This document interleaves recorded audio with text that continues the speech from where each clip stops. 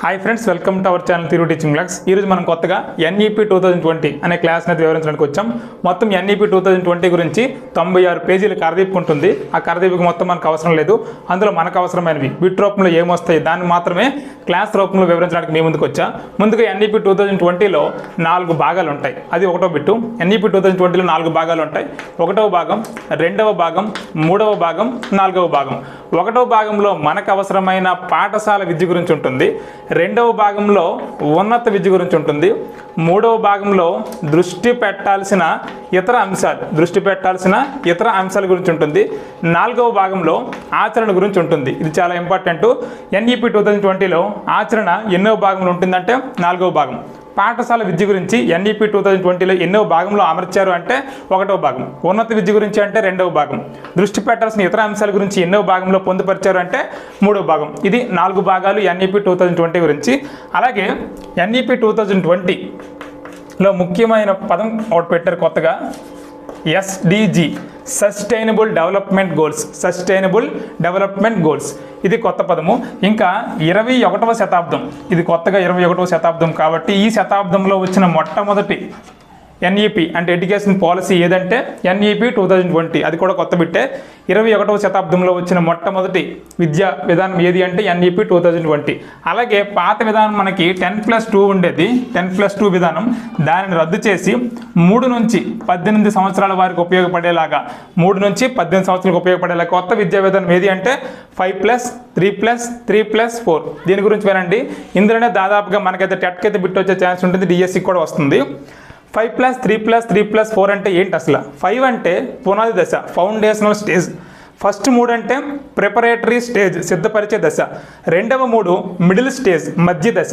ఇంకా లాస్ట్ 4 మాధ్యమిక స్టేజ్. ఈ 4 గుర్తుంచుకోండి. అసలు ఈ పునాది దశ అంటే ఏంటి? పునాది దశలో మళ్ళీ 2 భాగాలు ఉన్నాయి. మొదటి 3 సంవత్సరాలు ఒకటి, 2 సంవత్సరాలు ఒకటి. మొదటి 3 సంవత్సరాలు అంగన్వాడీ స్టేజ్ లేదా పాఠశాల పూర్వ బాలవాటిక అని 3 సంవత్సరాలు ఉంటుంది. ఏ సంవత్సరం నుంచి ఏ సంవత్సరం అంటే 3 నుంచి 6 సంవత్సరాల వారికి 3 సంవత్సరాల అంగన్వాడీ దశ లేదా పాఠశాల పూర్వ బాలవాటిక ఉంటుంది.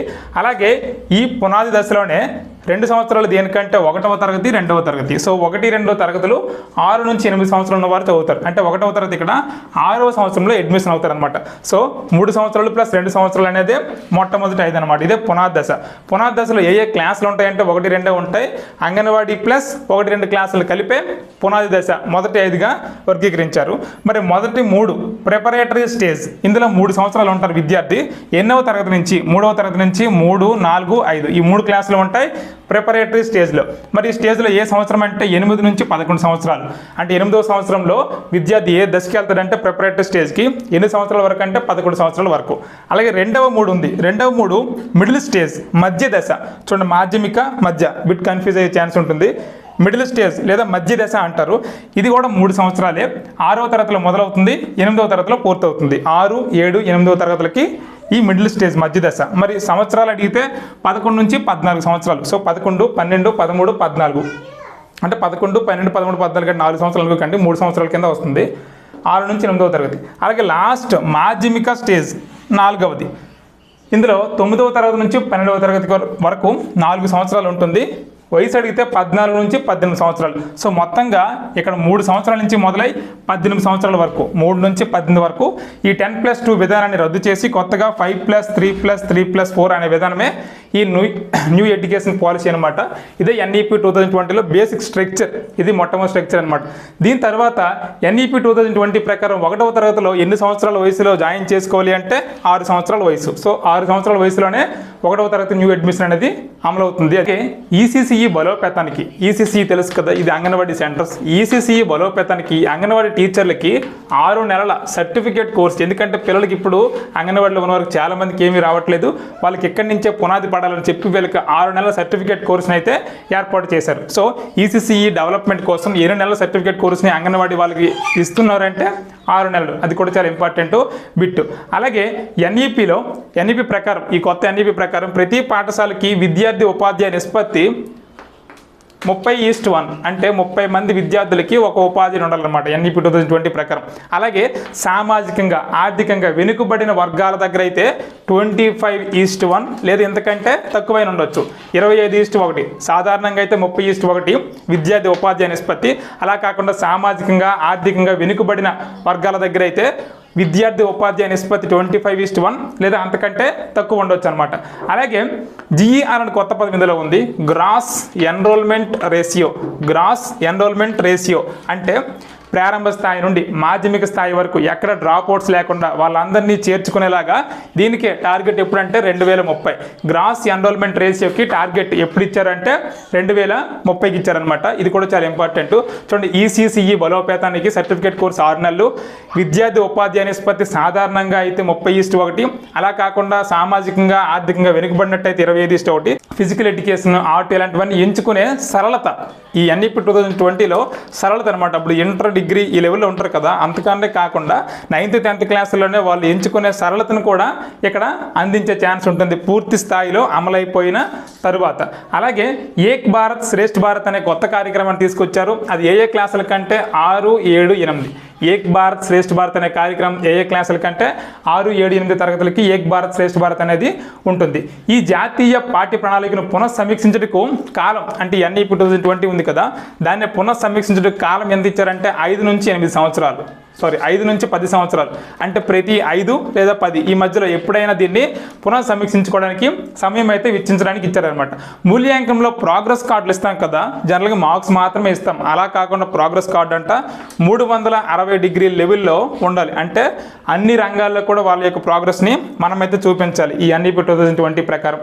అలాగే మొత్తం పాఠశాల వ్యవస్థను, పాఠశాలలో బోధన అభ్యసన ప్రక్రియలను మెరుగుపరిచేందుకు పాఠశాల పరీక్షలను అయితే 3, 5, 8 తరగతిలో ప్రవేశపెట్టడం జరుగుతుంది. జనరల్గా ఎగ్జామ్స్ ఏ క్లాసులు అంటే 3, 5, 8. ఆ తర్వాత ఇంటర్ సెకండ్ ఇయర్ వరకే ఉంటాయేమో. 3, 5, 8 తరగతులు అవి కూడా బోర్డ్ ఎగ్జామ్స్ కాదు, జనరల్గా ఎగ్జామ్స్ని కూడా చాలా సరళంగా తగ్గించడం కూడా జరిగింది. అలాగే 2 ప్రాథమిక అక్షరాస్యత సంఖ్యాజ్ఞానం మాత్రమే. ఈ 3rd క్లాస్కి ఎగ్జామ్ అంటే ప్రాథమిక అక్షరాస్యత ఉంటుంది, సంఖ్యాజ్ఞానం గురించి మాత్రమే వివరించడం జరుగుతుంది. అంతకుమించి పెద్ద పెద్ద ఎగ్జామ్స్ అయితే అనుకోవాల్సిన అవసరం లేదు. అలాగే కొత్తగా ఇందులో ఫరక్ అని పెట్టారు, FPARAKH.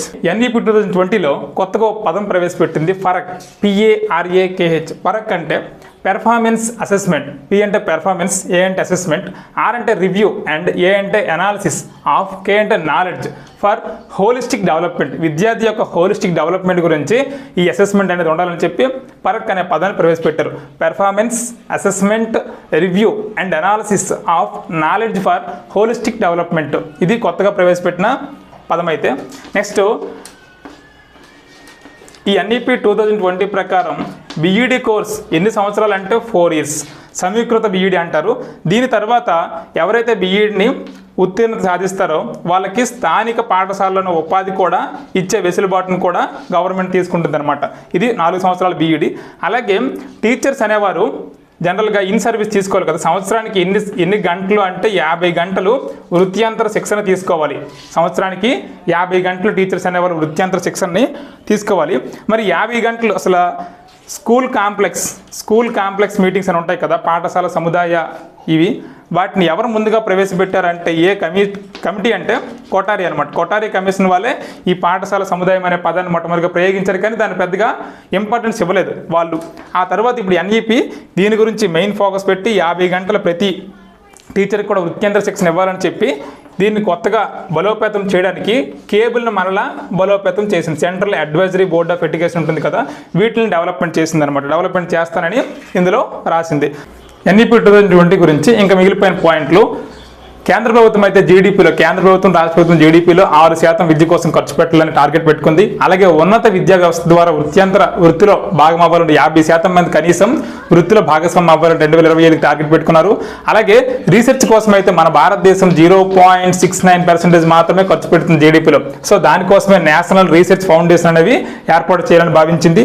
అలాగే విద్యా వాణిజ్యీకరణ అంటే జనరల్గా ఎడ్యుకేషన్ పెద్ద బిజినెస్ కదా మన దేశంలో. విద్యా వాణిజ్యం అనే టాపిక్ మీద లైట్ బట్ టైట్ అంటే తేలికైనదే కానీ బిగుతైనది అనే విధంగా NEP 2020 అనేది వర్ణించింది. అంటే తేలిగ్గా ఉంటుంది విద్య, కానీ దాన్ని టచ్ చేస్తే బిగుతుగా ఉంటుంది అనే కాన్సెప్ట్లో లైట్ బట్ టైట్ అని దాని గురించి అయితే అనాలిసిస్ చేశారు. సో NEP 2020 ప్రకారం విద్యా వాణిజ్యీకరణని ఎలా డెవలప్మెంట్ ఎలా వర్ణించారంటే లైట్ బట్ టైట్, తేలికైనది బిగుతైనది అలా వర్ణించారు. ఇంకా లాస్ట్ వన్, ఎప్పుడు దీన్ని క్రియాశీలంగా ఏ దశాబ్దంలో క్రియాశీలకంగా NEP 2020 ఉంటుందంటే 2030 నుంచి 2040, 2030 నుంచి 2040 వరకు NEP 2020 క్రియాశీలకంగా ఉంటుంది. ఇది ఫ్రెండ్స్ NEP 2020 గురించి. ఇలానే మరిన్ని చాప్టర్స్ కోసం ఇంకేమైనా మీకు చాలా అవసరంగా ఎక్కువ మాకు డౌట్స్ ఉన్నాయనేవి కామెంట్ రూపంలో తెలియజేయండి. దాన్ని వివరించడానికి నేను నా వంతుగా ప్రయత్నిస్తాను. ఇవి ఫ్రెండ్స్ ఈరోజు విషయాలు. నెక్స్ట్ మరిన్ని వీడియోతో మీ ముందుకు వస్తాను. మీ టీచర్ తీరు. Thank you for watching.